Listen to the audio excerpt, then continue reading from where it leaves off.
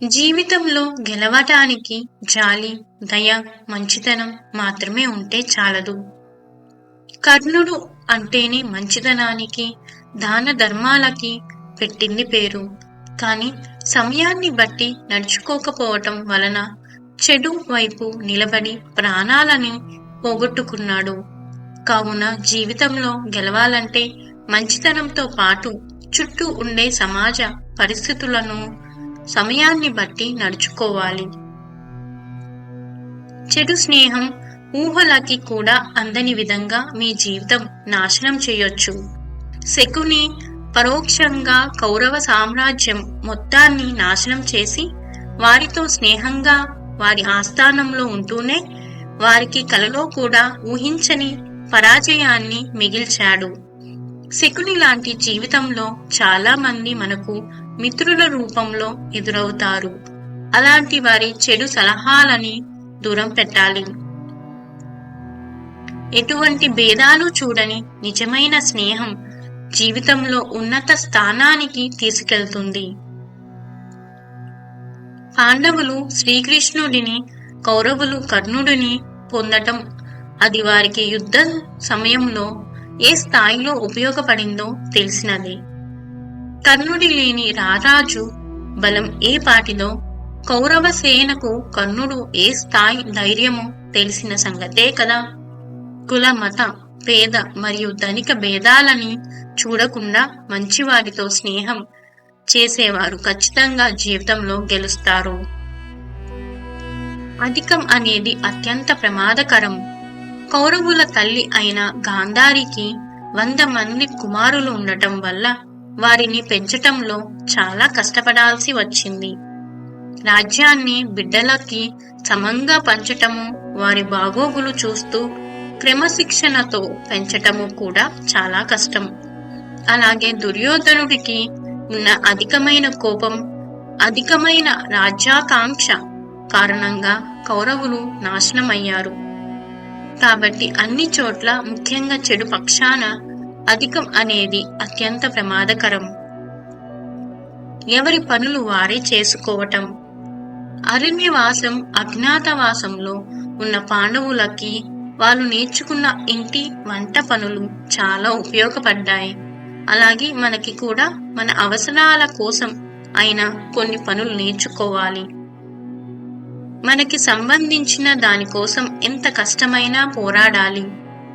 కౌరవులతో పోల్చుకుంటే పాండవుల సైన్యం చాలా తక్కువగా ఉన్నా పాండవులు తమ కష్టాన్ని మాత్రమే నమ్ముకొని చిత్తశుద్ధితో పోరాటం చేసి విజేతలుగా నిలిచారు.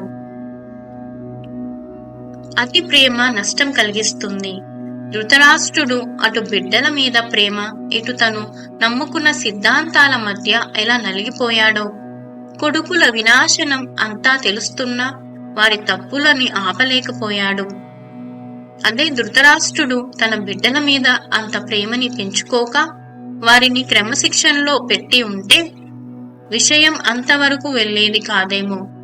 ఎవరి మీద అయినా అతి ప్రేమ, అతి నమ్మకం నాశనానికి, మోసానికి దారితీస్తాయి. విద్య జీవితాంతం నేర్చుకోవటమే మీకు ఉత్తమ బహుమతి. అర్జునుడు తన జీవితం ఆశాంతం విద్యలు నేర్చుకుంటూనే ఉన్నాడు. ద్రోణాచార్యుల వారి నుండి యుద్ధశాస్త్రం, దైవ సంబంధమైన ఆయుధాల వాడటం ఇంద్రుడి ద్వారా, మహాదేవుడి నుండి పాశుపతాస్త్రం, యుధిష్ఠుడు కృష్ణుడు నుండి మరెన్నో రాజనీతులు, ఇలా ప్రతి దశలోనూ అభ్యసించటమే అర్జునుడికి ఓ ప్రత్యేక స్థానం దక్కింది. నిత్యం నేర్చుకోవటం వలన ఖచ్చితంగా విజయం సాధించవచ్చు. కొన్నిసార్లు శత్రువులు కూడా మిత్రుల రూపంలో ఎదురవుతారు. కౌరవుల పక్షాన ఎంతో మంది ఉన్న వాస్తవానికి వారిలో చాలా మంది పాండవులకి సహాయపడ్డవాళ్లే. భీష్మ, విదుర, ద్రోణ రహస్యంగా పాండవులకి ఎంత సహాయం చేశారో తెలిసినదే.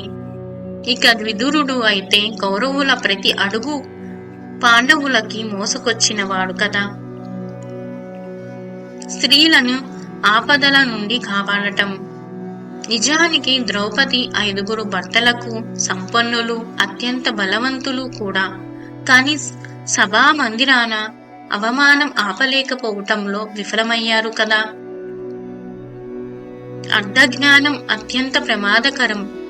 పద్మవ్యూహంలోనికే ప్రవేశించటమే కాని బయటపడటం తెలియక తనకున్న అర్ధజ్ఞానముతో అభిమన్యుడు వంటి మహావీరుడే నేల రాలిపోయాడు.